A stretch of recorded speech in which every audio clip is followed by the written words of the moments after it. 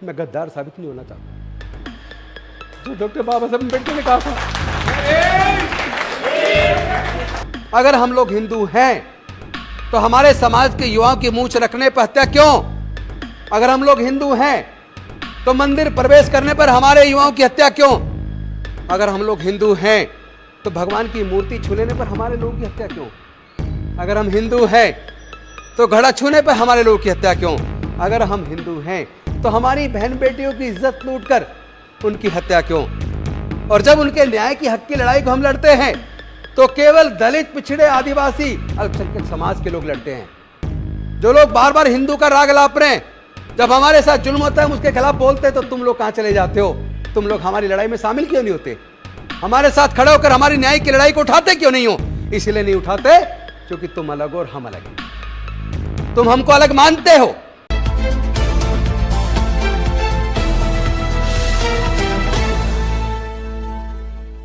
मैं सिर्फ एक बात कहना चाहता हूं कि भारत के इतिहास को अगर हम पढ़े तो भारत के इतिहास को पढ़ के इतना तो समझ आ गया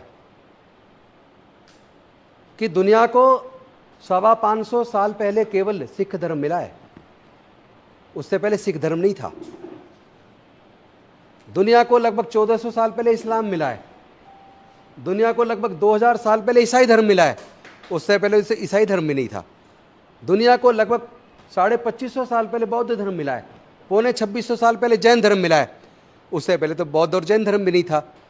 दुनिया को लगभग 3500 साल पहले सनातन धर्म मिला है। उससे पहले सनातन धर्म भी नहीं था। लेकिन इंसान था। इससे यह तो साबित होता है कि कुदरत ने सबको इंसान पैदा किया है। जाति और धर्म अलग अलग खंड काल में लोगों ने आवश्यकता के हिसाब से बनाए। और दूसरी बात, पूरे दुनिया के अंदर जातियां नहीं है। अमेरिका में जाति नहीं है, जापान में जाति नहीं है, चाइना में जाति नहीं है, फ्रांस में जाति नहीं है, जर्मनी में जाति नहीं है, इंग्लैंड में जाति नहीं है, इटली में जाति नहीं है, ऑस्ट्रेलिया में जाति नहीं है, न्यूजीलैंड में जाति नहीं है, कोरिया में जाति नहीं है, चाइना में जाति नहीं है। तो पूरी दुनिया में जाति नहीं है तो केवल भारत में जाति क्यों है?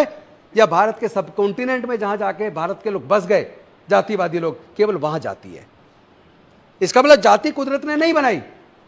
तो यहां सवाल पैदा होता है जाति किसने बनाई? और दूसरा सवाल पैदा होता है जाति बनने से फायदा किसको हुआ और जाति के बनने से नुकसान किसको हुआ? अगर हमने इस अंतर को नहीं समझा, क्योंकि यह लड़ाई विचारधारा की, ध्यान रखना, यह लड़ाई राजेंद्र गौतम की नहीं है। यह लड़ाई मंत्री, एमपी, एमएलए बनने की नहीं है। यह लड़ाई हमारे समाज के बहन बेटियों की इज्जत आबरू को बचाने की है। यह लड़ाई हमारे समाज के हक अधिकार की है। आए दिन जिस तरह हत्याएं हो रही है, मूंछ रखने पर हत्या हो रही है, घड़ा छूने पर हत्या हो रही है, मंदिर में घुसने पर हत्या हो रही है, मूर्ति छूने पर हत्या हो रही है, घोड़ी खरीदने पर हत्या हो रही है। मैं पूछना चाहता हूं, क्या हम हिंदू नहीं है? आप अगर हम हिंदू मान रहे हैं, मैं तो मानता हूं हिंदू नहीं है, हम तो इंसान हैं। मानवता दुनिया का सबसे बड़ा धर्म है। लेकिन अगर आप हमारे लोगों को, दलित, पिछड़े, आदिवासियों को हिंदू मानते हैं तो आज मेरा मोहन भागवत जी से, देश के माननीय प्रधानमंत्री जी से, देश के गृह मंत्री जी से, देश के सर्वोच्च न्यायालय से, देश के उच्च न्यायालयों से, सब लोगों से एक सवाल है, अगर हम लोग हिंदू हैं तो हमारे समाज के युवाओं की मूंछ रखने पर हत्या क्यों? अगर हम लोग हिंदू हैं तो मंदिर प्रवेश करने पर हमारे युवाओं की हत्या क्यों? अगर हम लोग हिंदू हैं तो भगवान की मूर्ति छू लेने पर हमारे लोगों की हत्या क्यों? अगर हम हिंदू हैं तो घड़ा छूने पर हमारे लोगों की हत्या क्यों? अगर हम हिंदू हैं तो हमारी बहन बेटियों की इज्जत लूटकर उनकी हत्या क्यों? और जब उनके न्याय की हक की लड़ाई को हम लड़ते हैं तो केवल दलित, पिछड़े, आदिवासी, अल्पसंख्यक समाज के लोग लड़ते हैं। जो लोग बार बार हिंदू का राग लाप रहे हैं, जब हमारे साथ जुल्म होता है हम उसके खिलाफ बोलते हैं तो तुम लोग कहां चले जाते हो? तुम लोग हमारी लड़ाई में शामिल क्यों नहीं होते? हमारे साथ खड़े होकर हमारी न्याय की लड़ाई को उठाते क्यों नहीं हो? इसलिए नहीं उठाते क्योंकि तुम अलग और हम अलग हैं। तुम हमको अलग मानते हो। यह झूठ चलेगा नहीं। ये मैं आप सबको धन्यवाद करूंगा, आप जो मेहनत कर रहे हैं ना, युवा, आप सब लोग अपनी जवानी जलाकर, मैं जानता हूं कि सबका घर परिवार है, सबको इनकम की जरूरत है, कमाई की जरूरत है। घर तो पैसे से चलेगा, जुबान चलाने से नहीं चलेगा। लेकिन मैं आप सबको सैल्यूट करता हूं। भीम आर्मी के साथियों को सैल्यूट करता हूं, मिशन जय भीम के साथियों को सैल्यूट करता हूं, समता सिंह दल के साथियों को सैल्यूट करता हूं, तमाम संगठनों के साथियों को सैल्यूट करता हूं। आप लोग जो अपने घर से निकल के आ रहे हैं ना, अपनी जवानी को जला रहे हैं, सिर्फ इसलिए चूंकि आपको समाज का दर्द है। आप डॉक्टर बाबा साहब अंबेडकर जी के सामने गद्दार साबित नहीं होना चाहते, क्योंकि मुझे वो बात याद आती है 5 दिसंबर की। डॉक्टर बाबा साहब अंबेडकर जी के साथ नानक चंद्र रत्तू रहते थे, उनके सेवक थे। 5 अक्टूबर की रात को 10 बजे डॉक्टर बाबा साहब अंबेडकर से उन्होंने पूछा, नानक चंद्र रत्तू जी ने, कि बाबा साहब आप इतने दुखी क्यों महसूस कर रहे हो, अच्छा नहीं लग रहा, ऐसा लग रहा आप बहुत दुखी हो। तो डॉक्टर बाबा साहब अंबेडकर जी ने नानक चंद्र रत्तू से कहा कि ये रत्तू, मुझे ऐसा प्रतीत होता है जैसे कि मैं सालों से सोया ही नहीं हूं, मेरा मन बेहद दुखी है, मेरा शरीर मेरा साथ नहीं दे रहा है, मुझे नहीं पता मैं कितने दिन और जिंदा रहूं, लेकिन दिल में जो तकलीफ है वो इस बात को लेकर है कि मैं बड़े तकलीफ के साथ, बड़े दुखों के साथ इस कारमा को यहां तक लेकर आया, और अब पता नहीं मेरा क्या हो।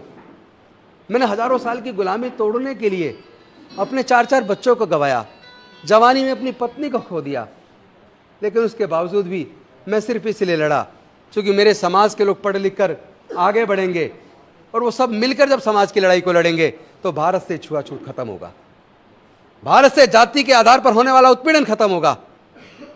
अरे तू, मेरा तो पता नहीं मैं कितने दिन जिंदा रहूं, लेकिन तुम मेरे समाज के लोगों को बोलना, इस कारवा को मैं बड़े तकलीफ से, बड़े दुखों के साथ यहां तक लेकर आया। हालांकि ये बात 18 मार्च 1956 को उन्होंने चक्की पाट बौद्ध विहार पर आगरा के अंदर भी कही थी। उन्होंने कहा था मुझे मेरे पढ़े लिखे समाज के लोगों ने धोखा दिया, और वहां ये सारी बात उन्होंने दोहराई थी। फिर उन्होंने रत्तू को कहा कि मेरे लोगों को बोलना कि मैं इस कारवा को बड़ी मुसीबत से यहां तक खींच के लाया, इसमें बड़ा कष्ट झेला है, बड़ा विरोध झेला है। तुम मेरे समाज के लोगों को कहना कि मेरे बाद इस कारवा को किसी भी तरीके से आगे लेकर जाएं, और अगर आगे ना ले जा पाए तो कम से कम इसे यहीं छोड़ दे, इसको पीछे ना जाने देना। फिर उन्होंने कहा, रत्तू रात काफी हो गई, अब तुम जाओ। रत्तू ने उनके सिरहाने पर तकिया रखा, उनके पैरों को ऊपर किया और उनके सर को तकिए पर रखा। लेकिन अगले दिन डॉक्टर बाबा साहब अम्बेडकर नहीं थे।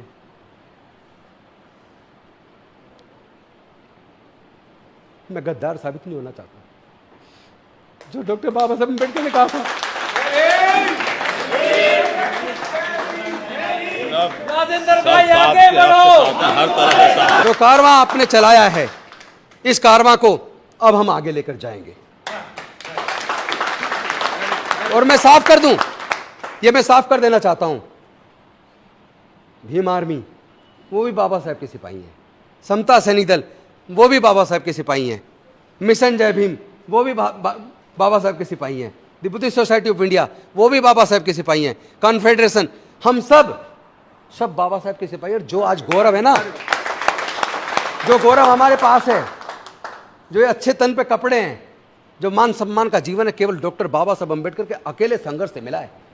इस संघर्ष को साथियों बेकार मत जाने देना, ये बार बार मौका नहीं मिलेगा, 10 को में कभी कोई मौका मिलता है।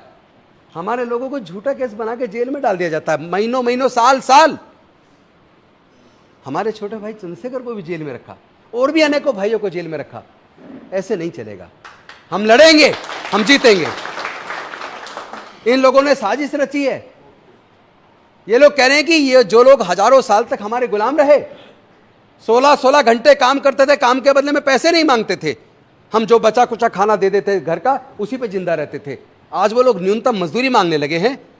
आज उनके लोग बाबा साहब के पढ़ाई के रास्ते खोलने की वजह से, रिजर्वेशन की वजह से कलेक्टर बनकर, जज बनकर, डॉक्टर, इंजीनियर बनकर, प्रोफेसर बनकर, साइंटिस्ट बनकर आज हमारे बगल में बैठने लगे हैं, हमारे अफसर भी बनने लगे हैं, और आजकल जुल्म के खिलाफ वो आवाज बुलंद करने लगे हैं। ये ताकत इस समाज के पास कहां से आई?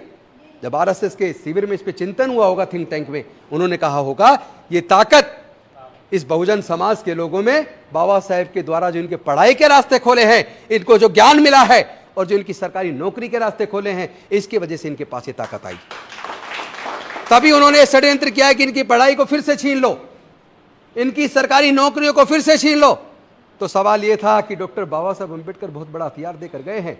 अगर आप चाहते हैं गरीब हर वंचित इंसान की आवाज आप तक पहुंचे, तो हमारे चैनल को सब्सक्राइब करें और बेल आइकन का बटन दबाना ना भूलें। देखते रहिए बहुजन न्यूज।